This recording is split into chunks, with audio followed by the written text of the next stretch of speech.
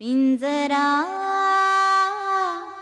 पिंजरा रे। भाऊजी, मला बाकी काही माहिती नाही, पण एक गोष्ट नक्की आहे की वीर आणि आनंदी नक्कीच कुठल्या तरी अडचणीत आहेत.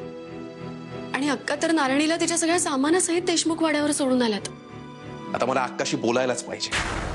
सरस्वती, फार घाई होत नाही ना नारायणीला वीरकडे पाठवायची?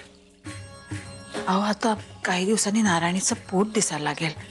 मग आपण लोकांना काय सांगणार आहोत? लग्नाच्या आधी बहीण म्हणून नारायणीने तिला वीरबद्दल सावध केलं होतं. नारायणीला दिवस गेलेत हे आपल्या सगळ्यांना कळलं असतं तर त्याचं आणि आनंदीचं लग्न झालंच नसतं. म्हणूनच त्यांनी तेव्हा लग्नाची घाई केली. तुम्हाला सांगणार नव्हते, पण आता सांगतेच.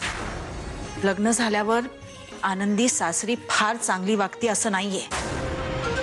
वीर रोज हॉलमध्ये झोपतो.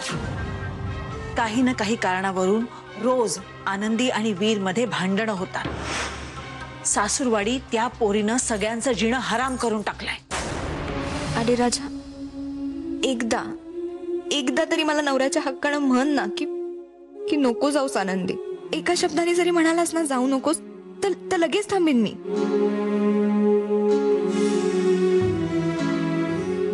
मी रागाच्या भरात बोललो म्हणून लगेच जायला निघालीस? कबीर म्हणतो तेच खरं. अनुकूल परिस्थितीत प्रेम सगळेच करतात, पण खरं प्रेम तेच जे प्रतिकूल परिस्थितीतही टिकतं. निघू मी? तू ठरवलंच असशील तर मग विचारतेस कशाला? दादा म्हणतेस आणि उपकार कसले मानतेस ग?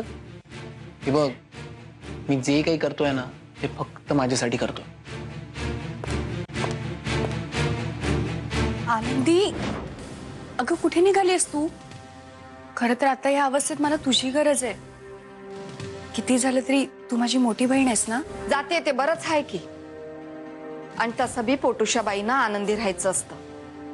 उशिरा का होईना पण ईरला बुद्धी झाली म्हणायची. आणि तसं बी तमाशावाल्या बायका कुणाच्या आई बहीण किंवा बायको नाही होऊ शकत. येस, झालं आपलं काम. तुझं काम झालं ग, पण माझं काम नाही झालं अजून. काय माझी ज्या व्यक्तीशी गाठ आहे ना ती व्यक्ती जरा टफ आहे. कदाचित म्हणूनच मी तिच्या अतोनात प्रेमात आहे. कोण आहे ती? तू विचारलेल्या प्रत्येकच प्रश्नाचं मी उत्तर देईन असं नाहीये, कळलं?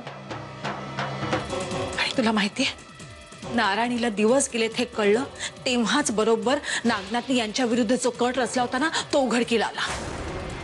तुला जी काही शहानिशा करायची ती तू कर. माझ्यासाठी चांगलंच आहे. फक्त एकच सांगते, त्या पोरीबद्दल विचार करण्यात वेळ वाया घालवू नकोस. नारायणीच्या पोटात वीरचं मूल आहे हे नक्की. अक्का 4-4 वेळेला जेव्हा तू सांगतेस ना की एखादी गोष्ट करू नकोस, म्हणजे नक्कीच त्यात काहीतरी काळं बेर आहे. आणि मी तिथंच पहिल्यांदा हात घालणार जे तू टाळतीयस.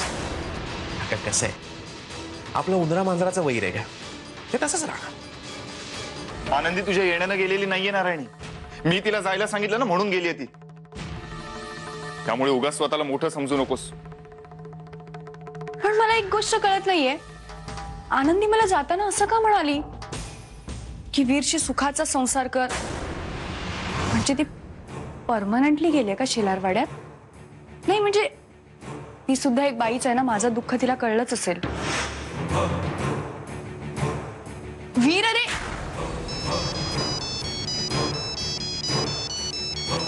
मम्मा. नारायणी, हे बघ, फार खुश होऊ नकोस. कारण गोरख इथे वाड्यावर परत आलाय, त्यामुळे आपल्या डोक्याचा ताप आता वाढणार आहे. पण माझ्या इथे येण्याने गोरख काकाला काय प्रॉब्लेम असणार आहे? कारण तू त्या पोरीच्या जागेवर तात्याच्या वाड्यात परत जातेयस आणि ती पोरगी इथे आपल्या वाड्यात परत आलेली गोरखला बघवेल का? त्याला चालेल का? आवडेल का? काळजी बाळग, तुझ्याकडून कुठल्याही प्रकारची चूक होता कामा नये, कळलं? ठीक आहे.